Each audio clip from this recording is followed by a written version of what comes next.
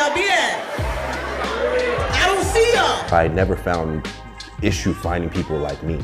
And then I get to Seattle. It was shock, and I think it took a while to get used to it. It's a question for many Black people who moved to Washington. The latest census shows the Black population only stands at 4.5%. With such a small percentage, how can one find community? Every time we met somebody that was pretty cool, you know, they're like, yeah, I'm getting out of here soon. Like I did my time here. The Emerald City is unique compared to other large cities across the U.S. For many, it's hard to find Black culture. We would think, growing up in a predominantly white town, this shouldn't affect us, but it actually really did affect us. Like it was definitely different. We sat down with therapist and author Ashley McGirt on what missing community can do to your sense of well-being. It has a huge impact. If you feel like there's no community spaces, no one that you can talk to, it's going to lead to kind of a isolation that you don't want. The transition to Western Washington can be a culture shock. Several groups are pushing past that feeling of isolation, paving the way and creating more spaces for community. As a people, I think it's what we innately crave. Expanding on the rich culture that has been here for decades. I am born and raised here in Seattle, and I want you to know that there is a Black community here. And the community that is here is strong, and so that's why we're small but mighty. In our new series, Cultivating Culture, we talk with pioneers throughout Western Washington. From creators. I started DJing. I don't know why that was the solution in my head. To change makers. It's not just a feeling of safety and acceptance, it's all pure Black ownership. Meet your neighbor, say neighbor. And everything in between. We want to make sure that whoever finds our community can live their fullest life in Seattle.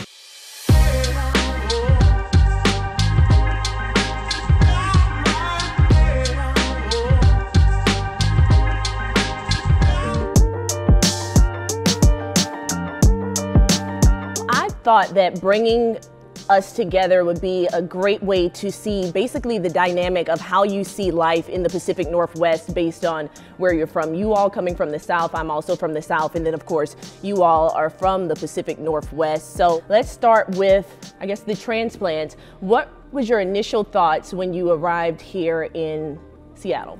Arriving here, you know, you see the area, it's beautiful, but then you don't see a lot of us, you know, so it was something that was very glaringly obvious to us that, you know, there wasn't as many of us as we're used to seeing around. I think it took a while to get used to it. So again, moving from the South and like seeing us all day, every day, having to kind of shift our expectations and just shift our norm. What do you feel when you hear Derek and Tanice's experience? I always feel for transplants who are coming to Seattle looking for certain experiences when it comes to, you know, Black culture, and I always feel bad. I'm like, oh, what can we do to like make you stay, don't leave, we need the numbers. And so I feel bad, but also it's unique for me when I've been to Baltimore, places like that, and gone through the grocery stores, and I only see Black people for aisles and aisles, like the cash register, the customer. I didn't realize how surprised I would be. I didn't realize how white this space is here in Seattle. But there's so much beauty here in other ways, right? Yeah, and the community that is here is strong. And so that's why we're small but mighty.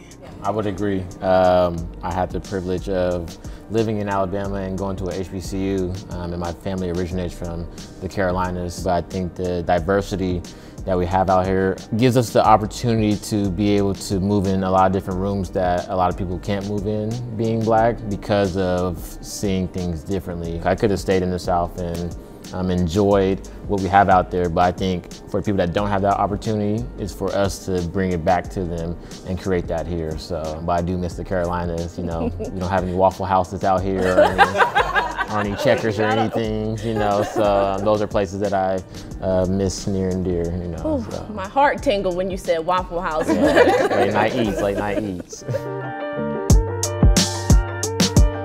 I will say, since moving out here, I feel like I've been very intentional about being Black, and it's confusing of what I'm saying, but I've never been in a situation where I haven't seen a lot of people who look like me. So I feel like now I feel like a lot of people here are intentional about making those spaces. So why do you all think the Black community, even though it's small, I feel like it's very strong. A lot of people come together. And it's not so much like that in other places I live, like East Coast and down south. I think because we kind of take it for granted, you know, take for granted who we are and that we're showing up somewhere, and there's so many more of us, there's so many more spaces like what we have, and it's kind of part of the norm. You know, here it's, no, we have to represent who we are, and we have to show, yeah, we're proud of this, and we're gonna be unapologetic about it. I will say, as a person moving from the South, I feel like Western Washington, Seattle specifically, it's an area where you can have these conversations and people are receptive. People want to learn how to, you know, celebrate other cultures. So that's the cool thing about it. So when you think about that, what's something that you need from allies or something that you feel like you've received from allies here that you wouldn't necessarily get anywhere else? Something that I get a lot of here, it's something that we just need to keep continuing here, is just listening. You know, sometimes the listening in those spaces is very powerful. It's listening, but then acting on what you've learned once you have the opportunity. It's taking the time to listen, intricately thinking about those lessons, and when you have the opportunity to use it to be a voice for someone else in the Black community or to open up the door for someone else in the Black community, use the opportunity to do so. Also, just believing us when we say something isn't right. Because someone who's not from this experience will never understand. We have to make sure that if we are Black people doing stuff for Black people, that Black people are supporting that just as much as our so-called allies. It's not necessarily their job to do that. It's our job as a community to support our community just like others do. So I think it's very important that we make sure we help ourselves, and then if we set an example, then people will follow suit. Have you ever held Black brilliance?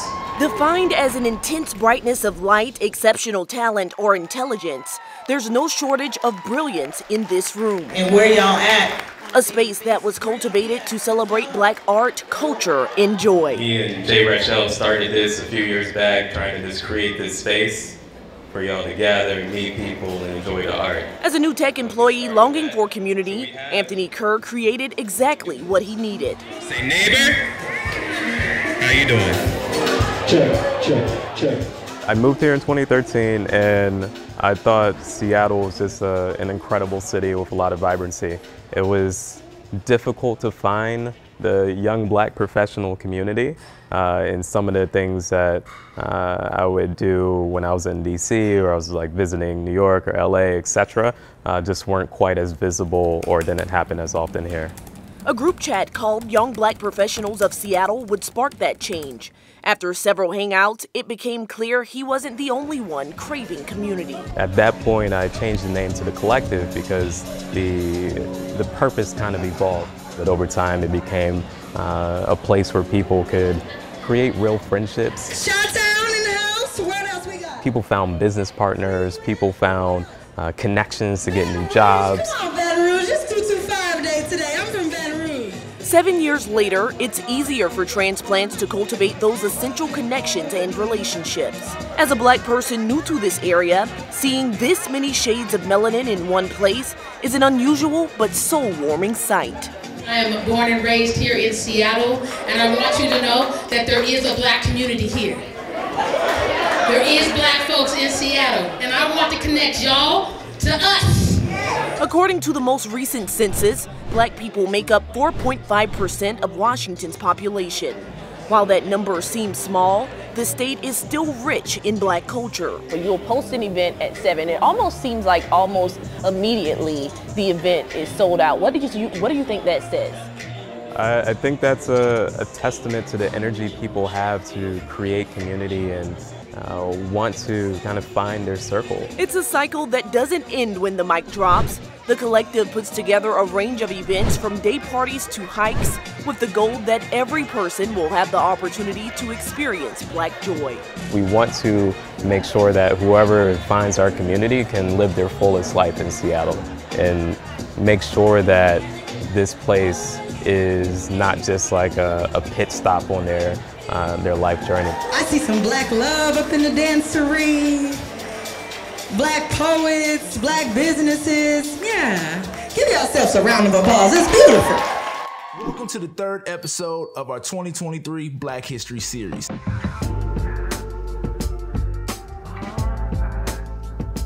Since 2019, Anthony and Marley Love have documented their journeys to Pacific Northwest towns through their YouTube channel, Traveling While Black. Last summer in episode 105, we took our first trip to the east side of the state. The idea came after the couple moved for work from St. Louis to Seattle. You know, in Missouri and St. Louis, there's just more black people. Walking into an establishment, it's not surprising to see people that look like you compared to in Western Washington, Seattle. You can go sometimes days without seeing someone that looks like you, and that is a little bit uncomfortable at times. To really get a feel of the town and see how we are comfortable. But with hopes of finding community and being a guide for other black transplants, all right, let's do it. Each episode they rate a town based on the drive, level of fun, and comfortability for black people. A lot of people ask us that, what makes a great, comfortable black people score? And a lot of it is really, you know, just what any human would look for. A friendly face. Where are you guys from? You know, when you walk into places, not really getting those looks and like, you don't belong here. Even signs. So when you see signs that say like Black Lives Matter, even if it's all people that don't look like you, seeing those signs still bring that like comfort feel as well. For this episode, we are once again covering a local Washington State town connection to black history. We followed them on their trip to Roslyn. It's amazing how the water comes from the rock on the side. Initially, getting out of the car in Roslyn, you're like, ooh, am I gonna feel comfortable here? Because it's just looks older, like an old Western type of a town. So the idea was that in the old days, the train came right behind our building. For this episode, instead of the main focus being on comfortability, is it cool to get just a shot of this alone? The Loves wanted to focus on the black connection to the coal mining town, which dates back more than 130 years. As approximately 300 miners total arrived between 1888 and 1889, resulting in the single largest increase of black population in the history of the state.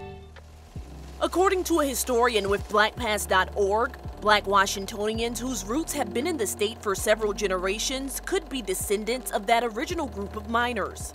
By 1900, Roslyn had the highest population of black people in the Pacific Northwest. As the coal industry slowed down in the 1920s, black miners migrated to other parts of the state to look for work. It was easy to see that the town commemorated the mining culture in general. But most important for us was where one can experience artifacts to commemorate black individuals and their imprint on the town. I'm gonna record. All right. The Loves say making these videos has made them the resource they were looking for, and the reviews have been mostly positive. They're like, thank you for doing this, because I am nervous about moving up to Seattle and not really knowing if there are black people up here or what the black experience is like. Sometimes we get accused by folks who don't understand why we do it, looking for racism. The Loves counter that by considering themselves the modern-day version of the Negro Motorist Green Book. From 1933 to 1963, the guidebook featured businesses that were safe for black people. Victor Green, I feel like his intent wasn't to look for racism, but I feel like his intent was really to enable travel, black travel, and showcase the positives. Hoping to use travel to break down barriers and connect cultures.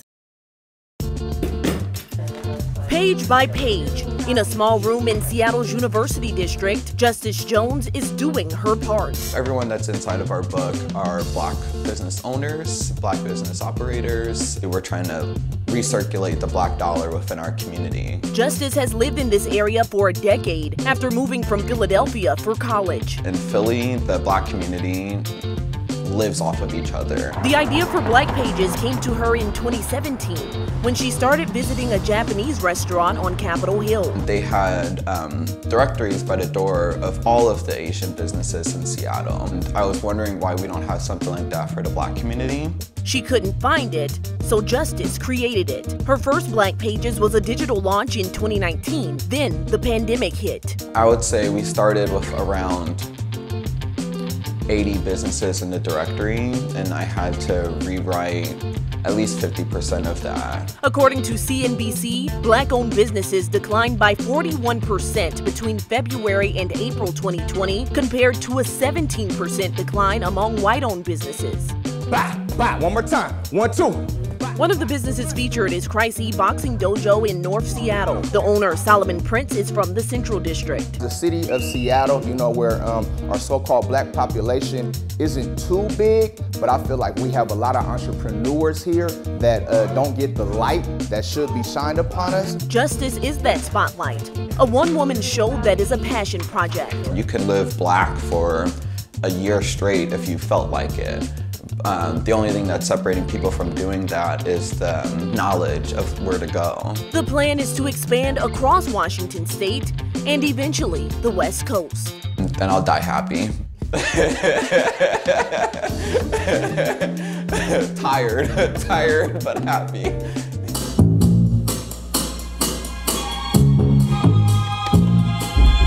Music has a way of bringing people together.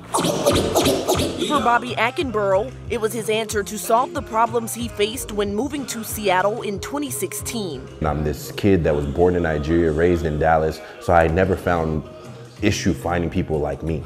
And then I get to Seattle and it felt like it was a struggle. His answer to that problem? Learning to DJ as a way to create the community he was searching for.